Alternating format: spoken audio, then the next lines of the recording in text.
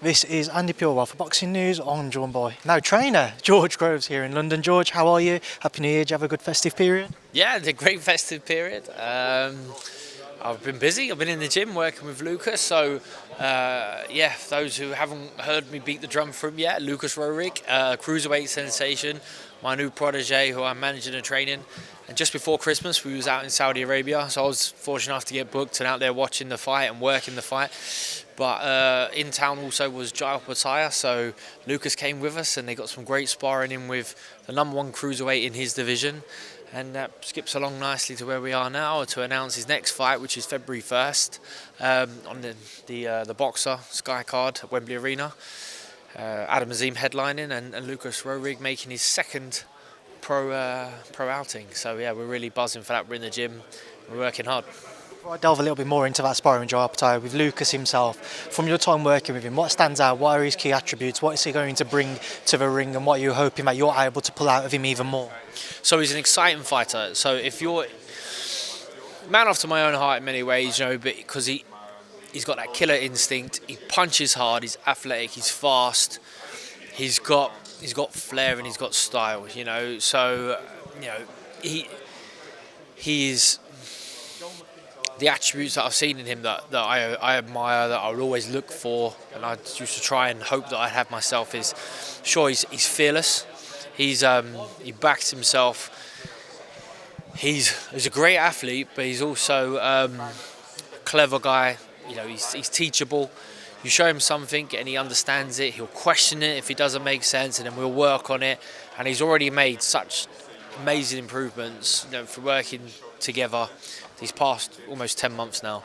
So I think if you like fighters who go for the knockout, who are fast, who great jab, all these sort of things, you're gonna love watching him box. I think he's one to watch for the future. Leads nicely to my next question. You mentioned the Opetaia sparring earlier. It's no secret that if you're going to share the ring with somebody like Jai, you have to have that power. You have to be able to earn his respect, and I imagine he was able to do so in that sparring. Well, yeah, so we sparred him once when he was in London before his last fight, and so he was in London for a little spell before he moved out, before he flew out to Saudi for his fight, and they were scratching around looking for sparring. So I was like, look, I've got the guy for you, and he came in. We got a call last minute to come and do his last spar. Last spar. Now, me as a coach, not every fight is going to be the same as I was. I was fearless. I'm up for anything. Put me in with anyone, and I'd box at high level as an amateur. So, I felt like I could hold my own a little bit. I had no fear putting Lucas in. He showed me all the right things in terms of his attitude before then to know that he's going to be fine. Stick to the plan. You're in there with the number one in the division. Don't get greedy. Don't try and trade with him. Don't come unstuck. Don't give away no free shots, as in don't let him fucking hit you, right? Sorry for swearing. So, when I met him that morning, I think we met at the gym. We was in Churchill's gym in London. Great gym. And, I'm maybe a little bit nervous. I think he was a tiny little bit nervous. But he went out and he stuck to his plan. He boxed, and then Opetaia straight away after said, that's the best spar I've had all camp. We got invited out to go and spar again in Saudi. And then it's the same thing. It's like, right, just because you sparred him, don't get complacent. You're still in there with a beast, an animal, a fucking hard man. Make him work. If you see an opportunity, fucking stick him, make him pay. He did that. And at the same time, don't give away no free shots with Jai Opetaia. The guy can whack. The guy's physically strong. He's much more mature than you are. He's older. He's more conditioned in that respect. But yeah, another fantastic spar. They took care of us, the Opetaia team, great team, all the guys there. So they looked after us. They adopted us that week, and the next day I wasn't able to do it because I had some some radio commitments. But Lucas mixed in on a circuit. I was like, mate, when you get down there, he's a 12-round fighter, but you show no weakness, yeah. And there's clips of them two, tongue hanging out, running on the treadmill together. So these are like priceless opportunities, priceless experiences for him. Because I remember when I turned pro, a bit of hype around me, but all the hype was around James DeGale, and there's a bit of hype around Lucas, mainly from my doing, but he's not an Olympian. There's other more established names maybe in the cruiserweight division, but that's fine because I had the opportunity of being on David Hayes' coattails, and he was a pay-per-view star. He became, within a year, the heavyweight champion of the world, the biggest thing in boxing. and I was able to be around him, absorb all the experience that he was having that I could see and feel, and I'm trying to create the same for Lucas. So the fact that he sparred two world champions in his division already, he's already been able to some real high profile fighters, he's more than holding his own, he's improving fight on fight, he has his debut against, a fighter who's not someone you put in against in your debut. He fights Joel McIntyre,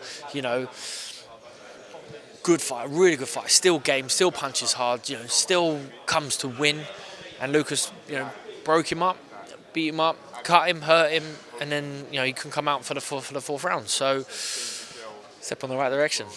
In terms of what's going to be the path that you want to take him down with his career, the guidance that you want to give him, how fast do you want to see him go through the ranks? Is he going to be taking his time, or because of his style, because of his experiences that you mentioned in sparring, you feel like he can be fast-tracked a little bit?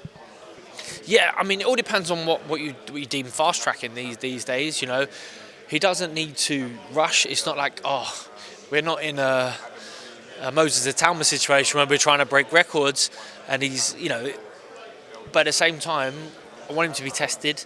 He doesn't need to spend years even where he's not being tested. So that doesn't mean every fight needs to be against a world beater, and we're not saying he's going to win a world title at the end of the year and stuff like that, but you'll keep him busy, keep him active, keep that quality work going on in the gym, getting proof in the pudding if I can keep getting him good quality sparring, and the activity of, like, that's what fighters need as well. It's that muscle memory of what's fight week like. This is fantastic for him. For a second pro fight, he's on the main stage. He's got Sky cameras pointing at him. He's having to speak. You're in the spotlight. That's nerve wracking, and he's going to do all the interviews after, as well as the rest of the fight week, which is making the weight, getting to the change room, make sure you have a good night's sleep. What do I eat before? What do I do before? And I can always say this is what I did, but ultimately I'll hold his hand and guide him along to a certain degree. But soon he's going to say, I don't want to do that. I don't want to do that. This is better for me. That's better for me. And so it's my job. It's my job to give him as much feedback as possible, and then it's up to him to be astute enough to say, this is how we do it. George, former fighter, pundit, trainer, it's safe to say boxing obviously runs through your veins.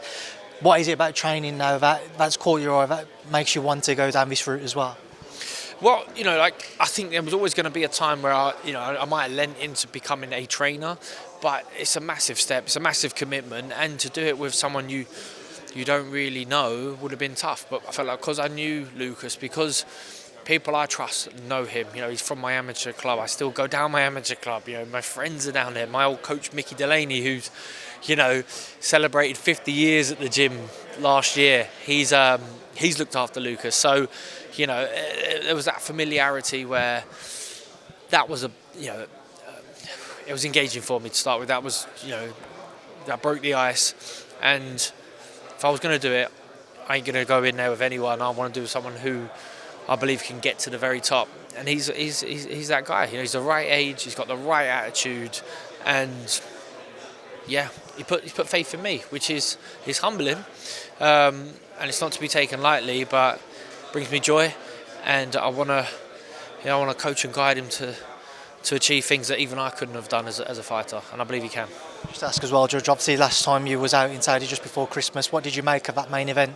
Yeah, it was a good fight, really good fight. I thought Opetaia again. I thought Usyk won.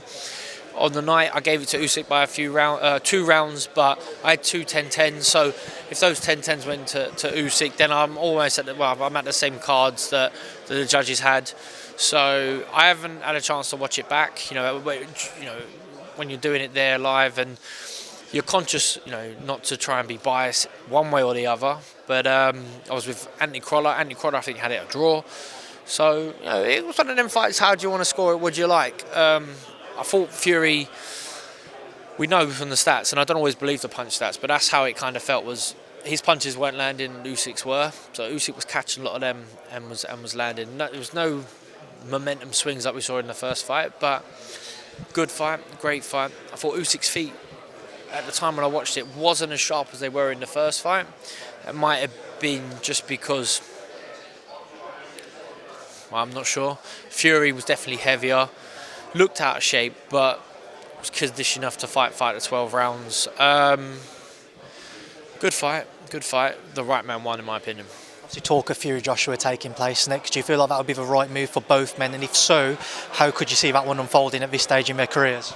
I like the fight. I think it's a great fight. I think it's a logical fight for both guys. I think there's a lot on the line. Both can now sit back and go, okay, right, Usyk was the best heavyweight of our era, right? But who was better out of Tyson Fury and Anthony Joshua? That might rumble on forever if these two don't fight each other. And sure, it'll still rumble on if they do box and someone wins, and it'll be like, oh, you got him at the right time. But I'd like to see the fight. I think both guys have still got more than enough to make it a great fight. They're not finished, they're not spent. The loser does take a kick in the nuts for the legacy, but the winner gets it all to gain. So that fight will happen. They'll probably do it twice. If it's close enough over two, they'll do it 3 times.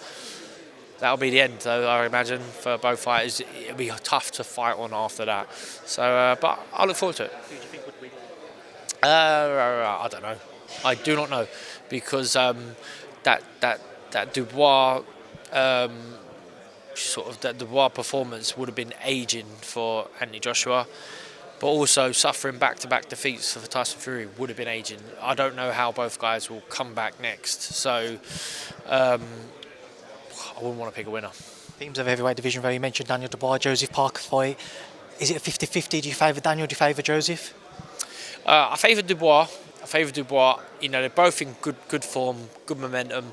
Parker showed a lot of nuts to get up off the floor twice to get past Zhele Zhang, and he's put himself in the picture now for another world title challenge.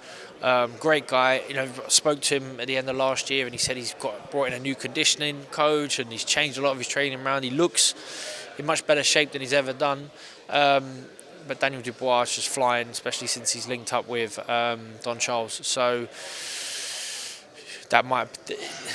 he's never going to have a win that's going to feel as good as that Anthony Joshua win. So it's all downhill from there, so to speak. But I don't mean his performances are going to drop off. He's just going to have to come to terms with that. But I think he's such a guy that anything goes, that he'll be fine. I'd pick him to beat Joseph Parker. Beterbiev-Bivol headlines that card. That'll be the last one, yeah, Beterbiev-Bivol. I'm going to say Bivol beats him. I reckon close again, Bivol beats him. Yeah. Thank you, George. Wicked, mate.